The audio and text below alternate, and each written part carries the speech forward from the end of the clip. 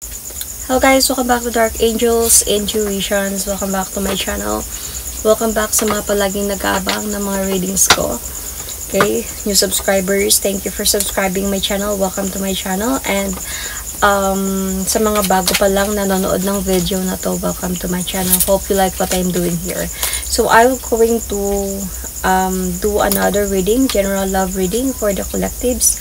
Titignan natin kanino story to, sino maka-resonate nito. I'm going to use oracle cards and let's see.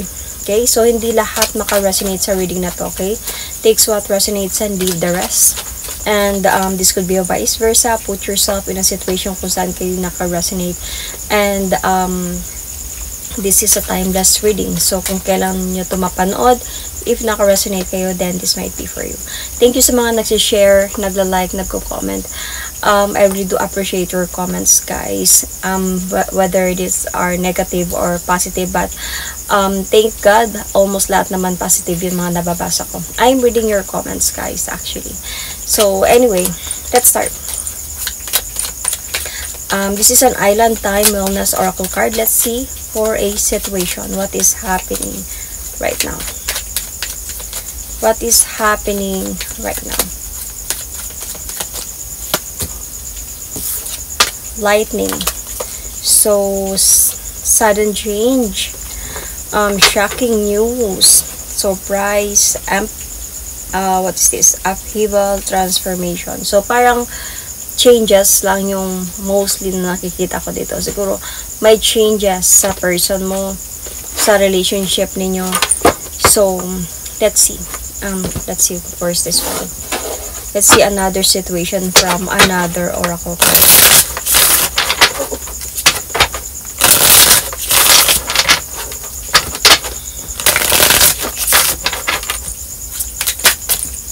Dalawa. Okay. Action. So, beginnings. So, action, Jupiter, courage, Ace, water, Pisces, Cancer, Scorpio. So, you might be Pisces, Cancer, Scorpio, or your person might be Pisces, Cancer, Scorpio, or meron kayong Pisces, Cancer, Scorpio sa chart ninyo or sa person ninyo.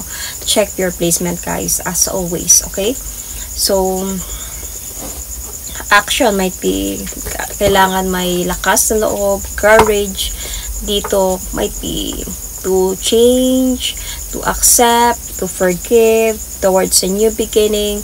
Might be with the Jupiter is, might be meron ditong lessons to learn, you know, disciplinarian kasi si Jupiter. So, mga learning some lessons, new beginnings na kailangan gawin. So, let's see. I can see also Capricorn and Aquarius. So, ano yung gusto niyang sabihin sa'yo?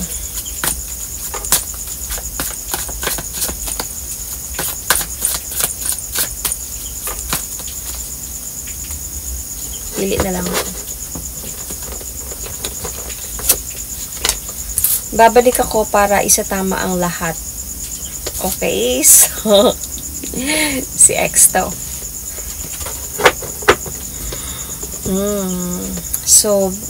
So this might be, feeling ko, courage na to is sa person mo, na kailangan magkaroon siya ng lakas na loob para gumawa ng action, bumalik sa'yo, or gumawa ng action towards his or her new beginning. Kumbaga, gagawa siya ng way para paano niya baguhin yung sarili niya. Para pagbabalik niya sa'yo is definitely, nagbago na siya or something. Kasi merong pagbabago talaga dito eh. Merong ang shocking news dito. Merong transformation. So, let's see. What is happening right now? Ace. New beginnings. Even yung Ace are new beginnings, right? So, they were going to have a new beginning siguro talaga dito. So, what is happening right now?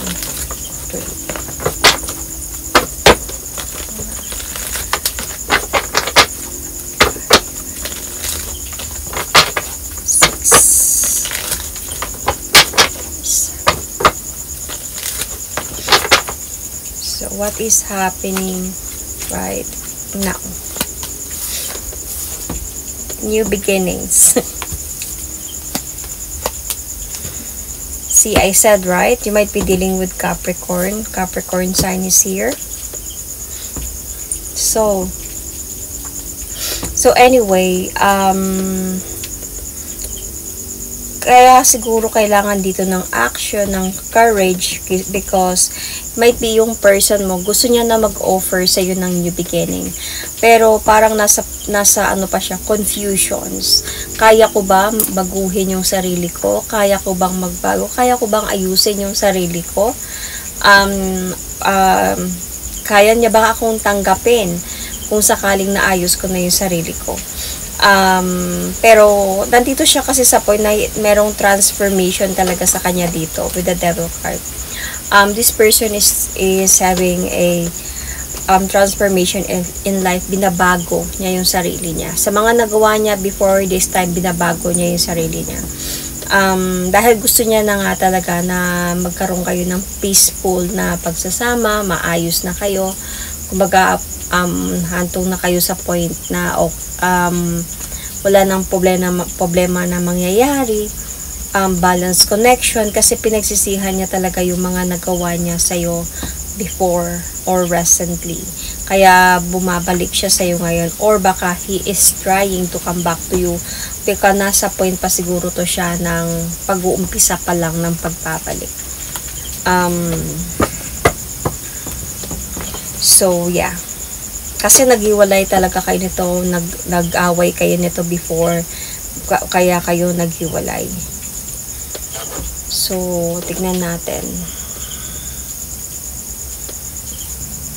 bakit babalik ako? Para isatama ang lahat. Ano ba yung nagawa niyang kasalanan sa'yo? So ano ba yung nagawa niyang kasalanan sa'yo? Bakit babalik siya para isatama ang lahat?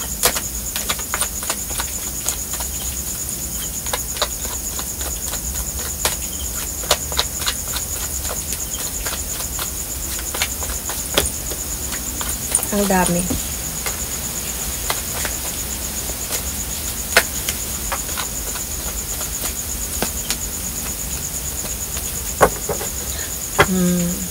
Pinagmukha kanyang tanga before, or recently before, kasi parang naghintay ka dito baka naghintay ka sa pagbabago niya, naghintay ka siguro na kailan kayo tuluyan na mag-commit ba to each other, whatever it is na may hinintay ka. And parang ginawa kanyang tanga, pinaniwala kanya sa mga bagay na hindi naman pala mangyayari. Dito ka naggalit, para ikaw mismo ata pala yung kung nag-cut off nitong connection na to. So ikaw yung nag-cut off ng connection na to, at dahil dahan-dahan na kayo nawasak, napagod ka sa mga ginagawa niya na akala mo tutuparin niya yung mga pangako niya. Siguro this person is giving you like mixed signals. Pinapaasa ka niya sa mga salita niya na wala naman palang nangyayari. And doon sa point na you decided to walk away and never look back from this, kasi puno lang siya ng kasinungalingan, even sekreto, and you just really wanted na to have some changes in your life. Nung time na yun, nag-away kayong dalawa, nagkagulo, he betrays you or she betrays you. Parang pinaniwala ka niya na siguro magpakasal tayo, o sakali man magkita tayo, magpakasal tayo, or pag matapos lang to, magsama na tayo, whatever it is, ano man yung reason ninyo, kung naka-resonate kayo dito, ano man yung pangako niya sa'yo na feeling mo ginawa ka niyang tanga, pinaniwala ka niya, pinahintay ka niya sa walang nangyari, yun, okay? So parang nagkaroon dito sa'yo ng clarity ang lahat, and you are very disappointed sa nagawa niya sa'yo. So kaya this time parang sasabihin niya na babalik ako para isatama ang lahat. So let's see about this time. Ano ba yung nararamdaman niya sa'yo? Let's see. Ngayon. Ano yung nararamdaman niya sa'yo? Dami.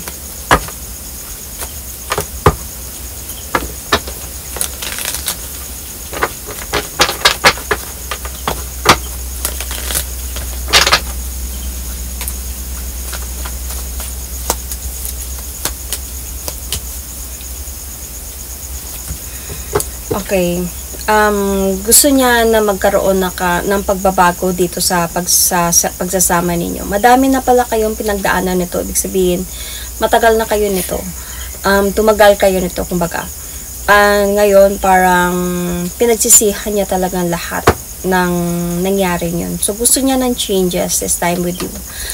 This person wanted to move forward towards with you, to explain to you everything at para matuldukan na yung mga issue ninyo, yung mga nangyari sa inyo at para ayusin na to, ayusin na yung mga pagkakamali niya. Kaya nga dito, isatama niya na ang lahat.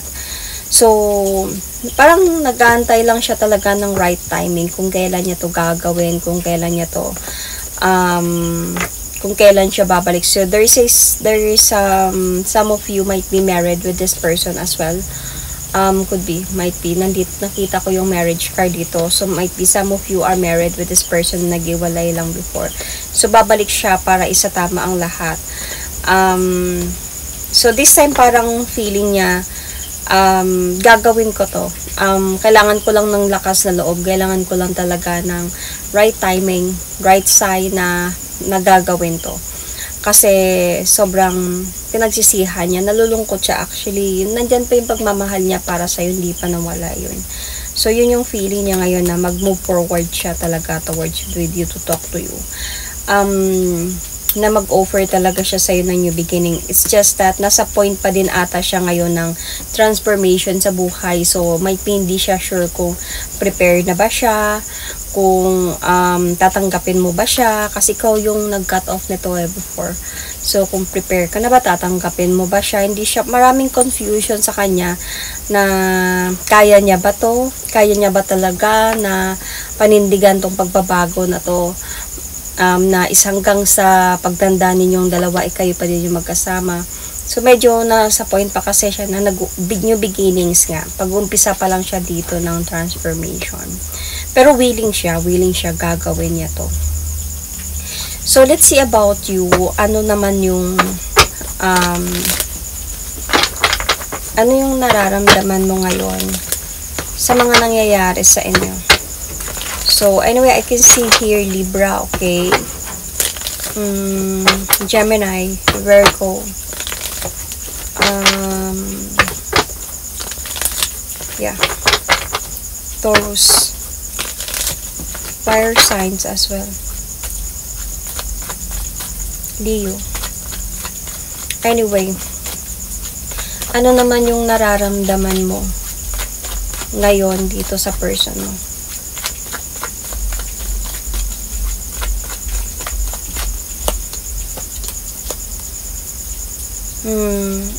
Alam mo, kahit ngayon, kahit nung time na bumitaw ka dahil napagod ka sa kakahintay kung kailan siya magbago, parang feeling mo pinaasa ka lang niya at walang nangyayari sa inyo,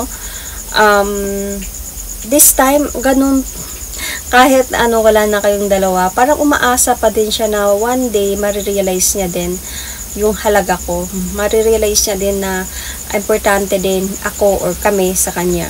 Kasi one day naghihintay ka pa din na magbabago talaga siya. Naghihintay ka pa din talaga dito na gampanan niya yung responsibility niya, ayusin niya yung buhay niya, ayusin niya yung stability niya para sa inyo, siguro sa mga anak ninyo, na one day babalik pa din siya sa'yo, mag-move forward siya na ayusin ang lahat. So, ito yung feeling mo na ramdam mo pa din na isang araw maayos din kayong dalawa. Though kahit nandun ka sa point na tinatry mong mag-move forward to rebuild yourself, you are doing this actually, pero deep inside of you, gusto mo pa din maniwala na isang araw maayos pa din kayong dalawa. Kahit nagpo-focus ka ngayon sa goal mo, sa trabaho mo ba, sa success mo, naniniwala ka pa din isang araw maayos din kayong dalawa. So, kahit nakaramdam ka naman dito ng coldness or parang emptiness, pero hindi nawala yung hope mo sa taong ito na isang araw maayos din ang lahat. Sobra kang nasaktan talaga before. This person might betray you. I'm not sure about the issue lang talaga, pero may betrayals dito, may pain kasi talaga dito and mabigat na problema din. Feeling ko mix na to about money, family, siguro hirap ng buhay before, and parang nangangako lang siya ng walang natutupad. So might be may mga plans about siguro pagsasama ninyo before noon is so medyo hindi okay, medyo mahirap, medyo kulang sa finances, trabaho ba, and then itong person na to is nahihirap, parang nangangako siya sa'yo na maayos din tayo isang araw, or sabi natin makakapagtrabaho din ako na maayos, masusustentuhin din kita or something ganon, aangat din tayo, hanggang sa medyo nakakaramdam ka na ng pagbabago sa kanya, sudden change, okay?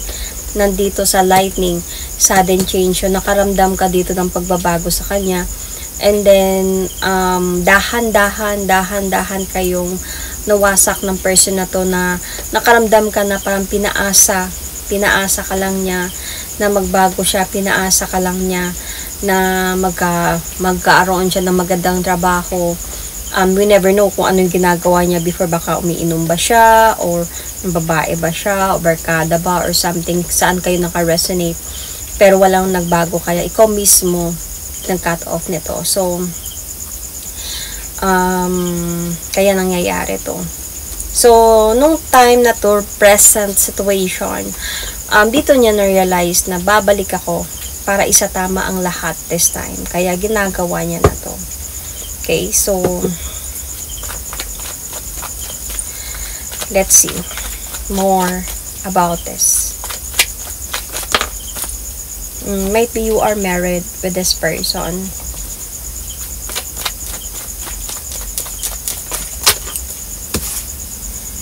And I think nasa point talaga ngayon na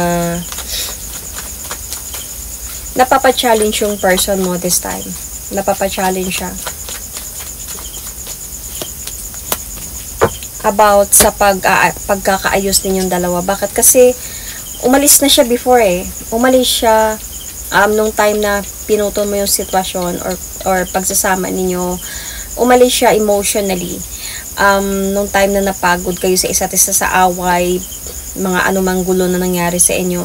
So, this time nagpo-focus siya into ayusin niya yung sarili niya, and dahil gusto niya talaga na magkayos kayong dalawa, napapa-challenge siya dito talaga. Parang lumalaban siya ngayon sa pagbabago niya. Feeling ko dito itong person na to, nasa point pa talaga siya ngayon na bago pa lang niya to ginagawa. Kumbaga, hindi ito sabi na noon pa ito nangyayari sa inyo. Siguro mga sabi natin mga years, ganyan, 2 years. So, parang this time, dahan-dahan pa siyang bumabangon. Dahan-dahan pa niyang binabago yung sarili niya. Kaya, medyo napapa-challenge pa siya. Mahirap, pero ginagawa niya to. So, I really want to know, may issue ba kayo about third party? Let's see.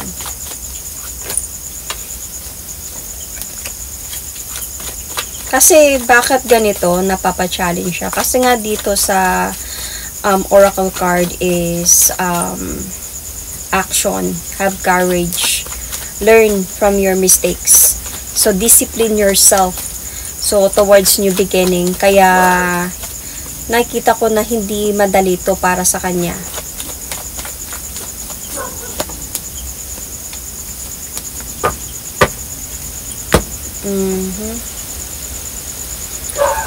Actually, wala naman ako nakitang third party dito sa ngayon. Pero before, I think nagkaroon to ng issue sa inyo. Right now, right now, wala. Pero nakita ko kasi yung person mo before, may bisyo siya. um, parang either na mahilig siya magbarkada, and umiinom siya. So, parang dito mo napapansin yung mga pagbabago niya.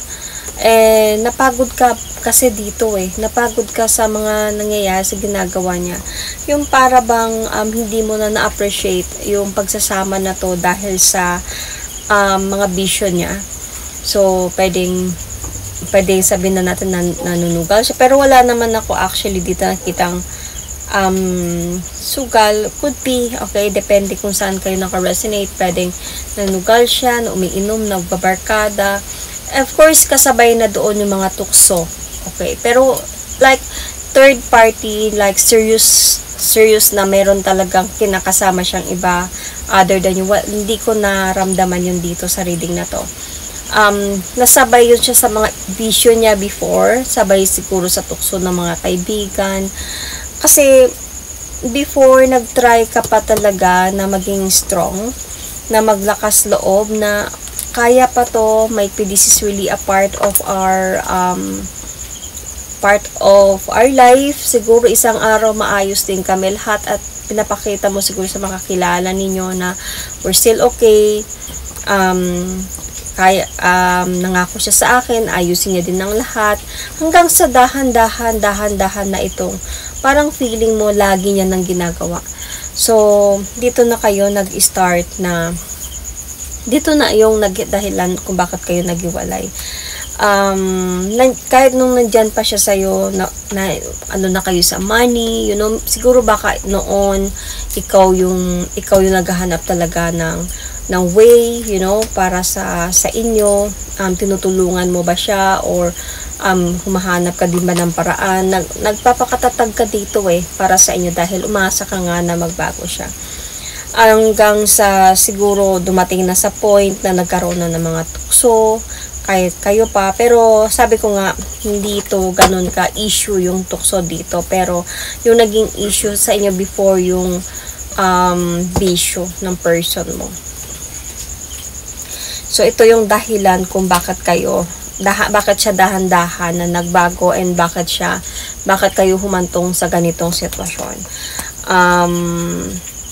Kumbaga, nasaktan ka, nakaramdam ka ng betrayals, nakaramdam ka ng, may mga pains na dito, gulo sa isipan, hindi nakakatulog sa gabi, tapos ikaw is nagpakatatag ka pa sa pagsasama ninyo, na parang humatong sa point na ganun yung nangyari.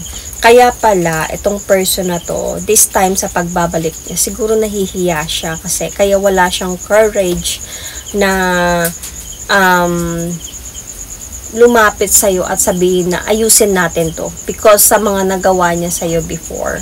Siguro dito sa dahilan is nahiya siya, pero this time ginagawa niya yung way para maayos ang lahat, so I can sense on your part the water sign, kasi you are someone na I sense, Scorpio, na dahil mahal mo tong person na to is nagtiis ka, kumaga umawak ka sa pangako niya, sa pangako niyang magbago at ayusin ang lahat before, sa mga pangako niya. Yun. Tama ba ako? Sinabi ko ulit. Sorry. So let's see.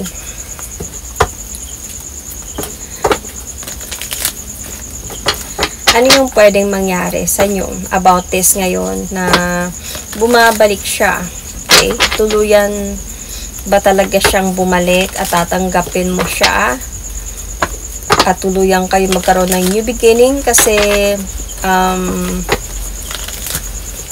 the oracle card says here, Ace and beginning. So this is a new beginning. So at babalik talaga siya para isatama ang lahat. So gagawin niya ba to? Sasabihin niya, gagawin niya ba yung sinabi niya? Tatanggapin mo ba siya? Ano yung pwedeng mangyari in the near future? I can see Leo, Sagittarius, okay, Sun, Moon, Rising, Venus.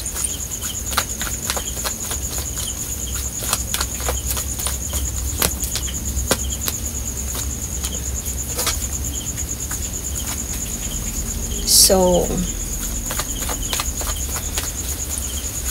Yes, I can see gagawa talaga siya ng action dito. Maganda naman siya kasi gagawa talaga siya ng action para gawin to. Though, alam mo, yung ando siya sa point na siguro naiya siya sa'yo, kaya pinag-iisipan niya muna talaga ng mabuti to. Nag-soul-searching siya. Siguro siya din yung tao na hindi ganun ka makapal yung mukha sa lahat ng nagawa niya is agad-agad lang siya lumalapit. Ayusin na natin to, wag mo nang isipin yung mga nakaraan.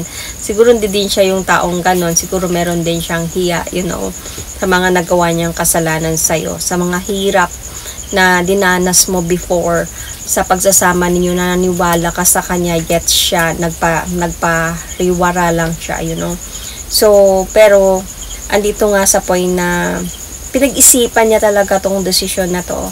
And I can see also na kahantungan nito is gagawa talaga siya ng action na to prove you na babalik talaga siya at isatama ang lahat. Ang kaya na naman, wala naman problema about sa communication, kaya niya naman. Ang concern niya dito is, kaya niya bang panindigan hanggang sa pagtanda ninyo? Kumbaga, kaya niya ba na panindigan to na bumalik sa'yo at araw-araw papatunayan niya sa yung pagbabago niya at ipapakita niya kaya niya bang gawin yun. Kasi syempre pag hindi naman sa lahat ng bagay or sa lahat ng oras okay kayo hanggang sa pagdanda ninyo, 'di ba? May mga times din yan na magkakaroon din kayo ng mga pag-aaway, mabalik sa dati, mabalik yung nakaraan. Kaya niya ba ang panindigan niyo? Kaya niyo ba, or tatanggapin mo ba siya? Yun, isa pa yun yung iniisip niya dito. Pero as I can see with this ace and water dito, this is the Ace of Cups. Because cups is water, cups, Ace of Cups is Pisces, Scorpio, Cancer. So, this is Ace of Cups. Ibig sabihin, merong new beginning talaga na mangyayari sa inyo. So, itong marriage na to is, mauwi pa din talaga to siya sa forgiveness, acceptance, and pagmamahalan ulit. So, and of course, yung marriage ninyo, maayos at maayos ulit to. Though, syempre, magkakaroon kayo ng mga confrontation, pag sakali man na nagkaroon na kayo ng, na nagkita na kayo, nagkausap na kayo, magkakaroon kayo ng mga confrontation, pero kahit ganun pa man, willing siya na to prove you na kaya ko nang panindigan yung responsibility ko, kaya ko nang, baga may buhay na siya ngayon, hindi na siya katulad before. Siguro nagtrabaho siya, nag-abroad ba siya, at papatunayan niya na sa'yo ngayon na kaya ko na, kasi willing talaga siya mag-move forward towards with you. Kasi andun siya sa point na alam mo na, kilala mo na siya, alam mo na yung mga nangyari, alam mo na yung mga karakas niya, kaya gagawin niya ang best para to prove you na hindi niya nagagawin yun. And I can see naman ng pagbabalikan dito sa inyo. And kasi dito ka sa point, alam niya na din dati na-obserban ka na nito. Alam niya na din na nasa point ka na of moving forward, okay ka na din siguro sa life mo. Kaya nga meron siya ditong pagdadalawang isip pero gagawin niya pa din. And nakikita ko pa din naman yung pag-aayos sa inyong dalawa. So, in the near future. Okay, so I can see Pisces, really here, Libra sign, Taurus sign, on your part, Sun, Moon, Rising, Venus, can see Gemini, I can see Taurus, might be you or your person, what else, Virgo, could be on your person part, or you could be, so I can see also here, Cancer, Aries, Sagittarius, Leo. That is my reading for you. Thank you and